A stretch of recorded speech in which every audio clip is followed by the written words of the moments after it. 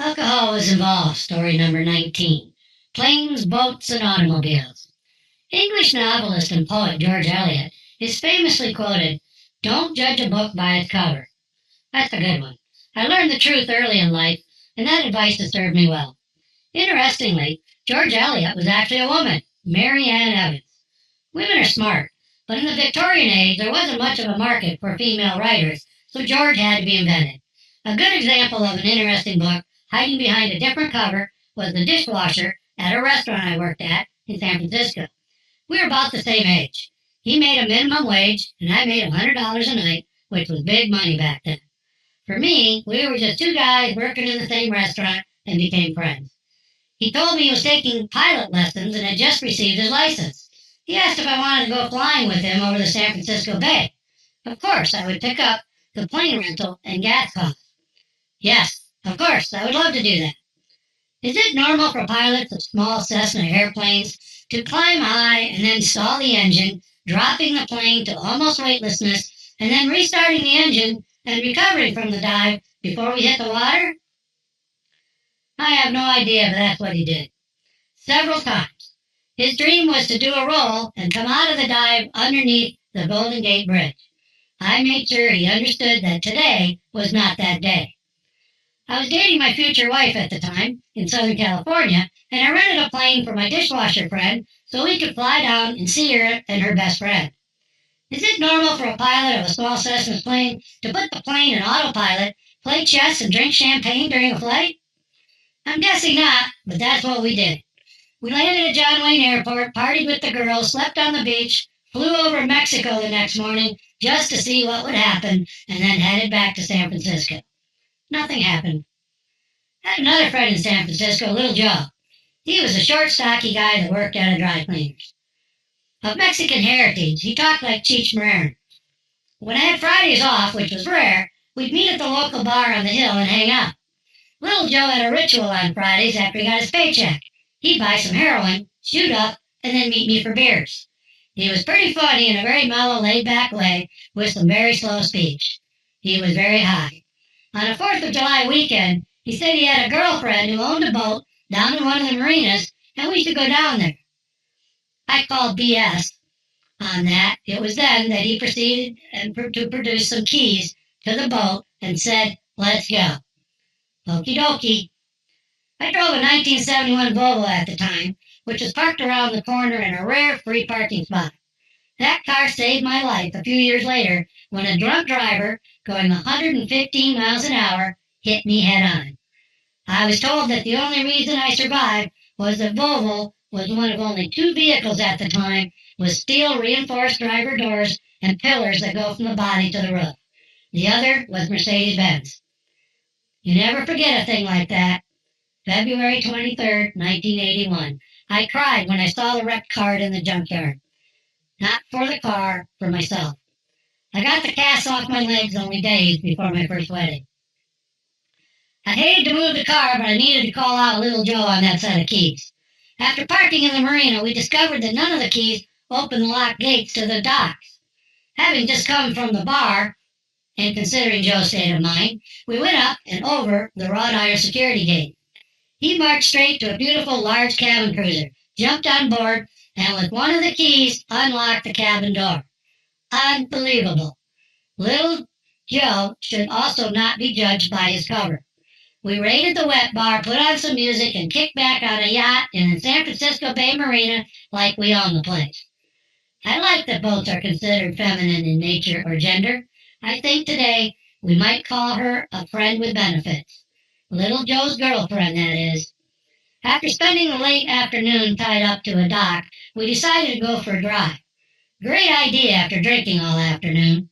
Little Joe discovered, and I had forgotten about, a bag full of firecrackers I had in the car for the weekend holiday. Living in downtown San Francisco, I may not have thought that purchase through too well.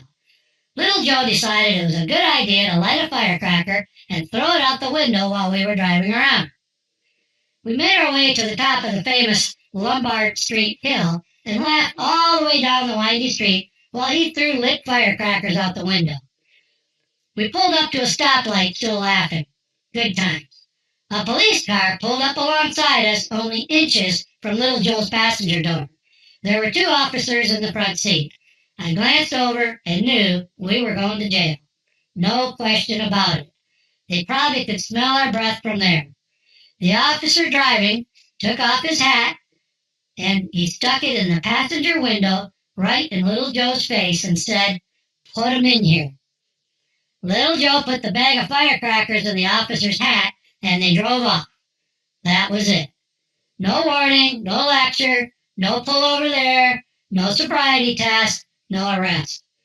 Just give me the firecrackers.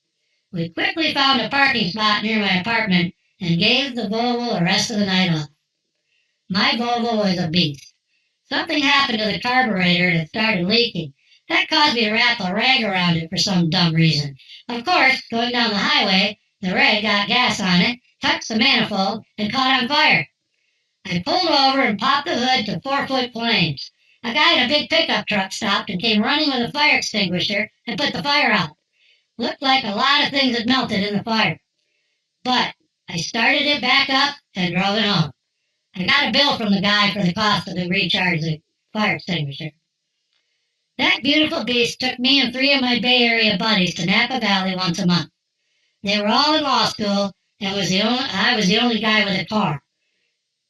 I drove up, but one of them always had to drive back.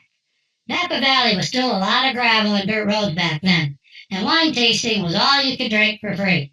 And drink we did. I don't ever remember buying anything on any of those monthly excursions, and my law school friends were always broke.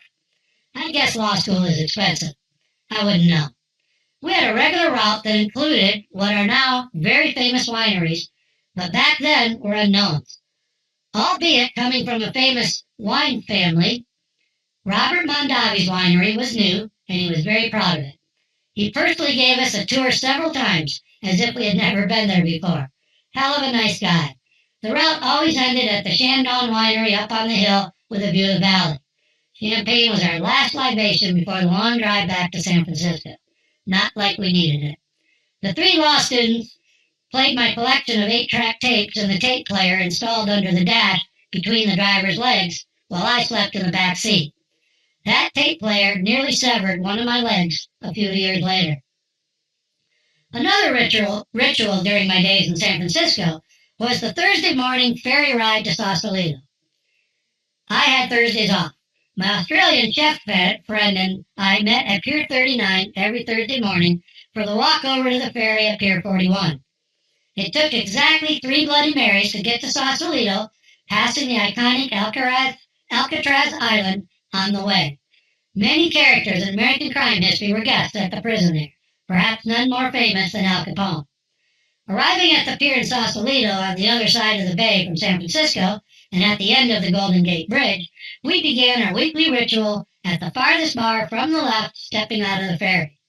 Our routine was to hit and sit at the bars from every establishment along Main Street waterfront, and there were a lot of them. We became friends with bartenders, wait and kitchen staff, and even some owners. It took all day and evening to get from one end to the other. Our favorite stop was the Walhalla restaurant owned by Sally Stanford, who was old, frail, but still alive, and well, when we were patronizing the bar. We met her several times, and she loved talking to my friend with an Australian accent. She often hired a couple of college football linemen to be her escort bodyguards. She was always dressed to the hilt in beautiful dresses and gowns, lots of jewelry. Her boys, as she called them, had to wear suits. It was a funny sight. Her tiny, hunched-over body holding the arms of 2 twin towers at her sides. She looked like someone's grandmother. Little did many tourists know that not only was she the former mayor of Sausalito, but more interestingly, the famous madam in San Francisco history. Her brothel used to be just a couple of blocks up Nob Hill from my apartment 35 years earlier. It is rumored that the United Nations was founded in her brothel because of the number of delegates to the organization's 1945 San Francisco Founding Conference who were Sally's customers. Many actual informal negotiation sessions apparently took place in the brothel's living room. Miss Stanford famously wrote in her autobiography, Lady of the House, "Madaming is the sort of thing that happens to you. like getting a battlefield commission or becoming the dean of women at Stanford University. Sounds about right. We always had quite a few drinks on Sally.